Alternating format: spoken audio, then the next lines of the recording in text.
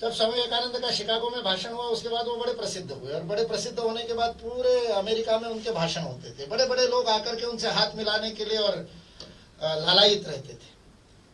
तब अमेरिका में उस समय डेट्रॉइट में जब वो रुके हुए थे, तो डेट्रॉइट में उस समय सारी जितनी बड़ी बड़ी गाड़ियों की जीएम मोटर्स, फोर्ड मोटर्स, इनके कारखाने उस समय डेट्रॉइट में थे। आज तो डेट्रॉइट की स्थिति बहुत खराब है, आज डेट्रॉइट तो पूरा दिवाला निकल गया है।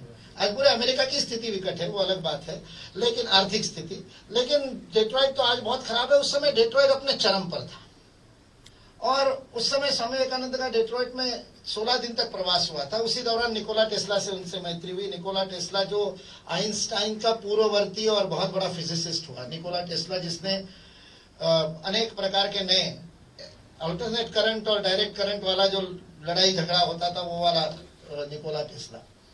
उस निकोला टेस्ला के साथ स्वामी विवेकानंद का 7 दिन तक स्वाध्याय हुआ उपनिषदों के ऊपर, और निकोला टेस्ला ने अपने साइंटिफिक पेपर में स्वामी विवेकानंद को कोट किया कि स्वामी विवेकानंद ने मुझे बताया था, और विवेकानंद उसको समझ में नहीं आया था, तो उसको लगा कि कानंद उनका सरनेम है और VIVE विवे उनका नाम है, तो उन्होंने VIVE विवे मिस्टर विवे कानंद ऐसे अलग लिख करके, और उसने अपने साइंटिफिक पेपर में स्वामी विवेकानंद को कोट किया है निकोला टेस्ला ने। उसी डेट्रॉइट में अमेरिका का सबसे बड़ा अमीर व्यक्ति, जिसके पास अमेरिका में उस समय सर्वाधिक संपत्ति थी, ऐसे रॉकफेलर स्वामी विवेकानंद से मिलने के लिए आए। वो रॉकफेलर ने आकर के स्वामी विवेकानंद को कहा कि मैं आपको बहुत कुछ पैसा दे सकता हूं, मैं तो इतना बड़ा मेरा साम्राज्य, इतना सब कुछ है, ये है। स्वामी विवेकानंद जब वो आए अंदर कक्ष में, तो स्वामी विवेकानंद कोई पत्र लिख रहे थे, तो 5 मिनट तक स्वामी विवेकानंद ने उसके तरफ ध्यान ही नहीं दिया, पत्र लिखते रहे। काम पूरा होने के बाद, अच्छा आप बताइए आप कौन? तो उसने कहा आप मेरे को नहीं जानते, मैं तो अमेरिका का सबसे धनाढ्य व्यक्ति हूँ। तो स्वामी विवेकानंद ने पूरी बात उसकी सुनने के बाद मुस्कुराए, स्वामी विवेकानंद हंसे उसके ऊपर। तो उनकी हंसी देख करके रॉकफेलर ने कहा, do you find it amusing? I am telling you I am such a big man and you find it amusing. आपको मजा आ रहा है, मेरी बात पर मुझ पर हंस रहे हो?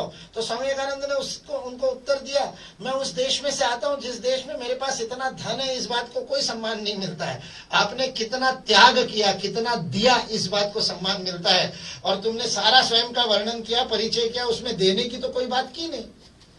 इसलिए बिनीवाले सर कह रहे हैं कि गोंडवाना यूनिवर्सिटी को भी देना है विश्व को रिसर्च के माध्यम से, क्योंकि भारत में देने का ही सम्मान होता है, त्याग का ही सम्मान होता है, योगदान का ही सम्मान होता है। ये रॉकफेलर को उसके मुंह पे कहने का साहस स्वामी विवेकानंद का था। रॉकफेलर मायूस होकर के, निराश होकर के, अपमानित होकर के चला गया।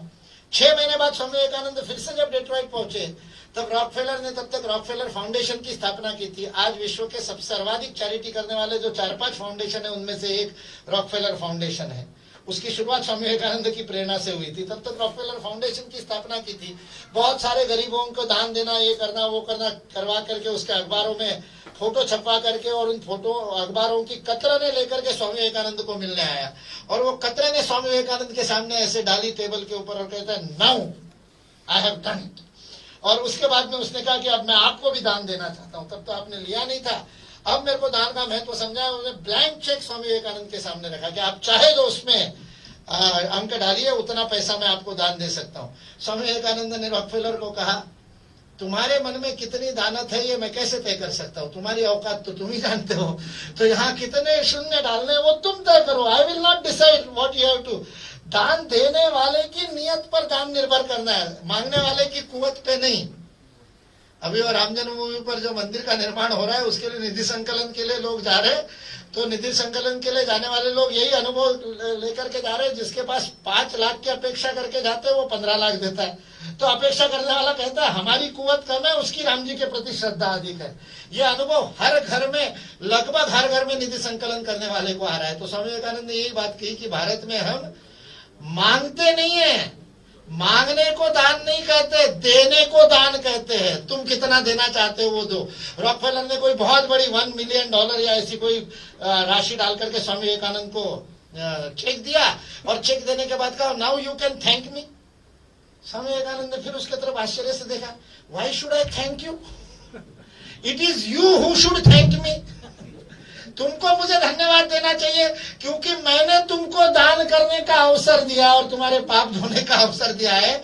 हमारे स्वामी विवेकानंद ने फिर यह संदेश दिया। राष्ट्रीय सेवा योजना का भी कार्यक्रम है, इसलिए मैं ये प्रसंग बता रहा हूँ।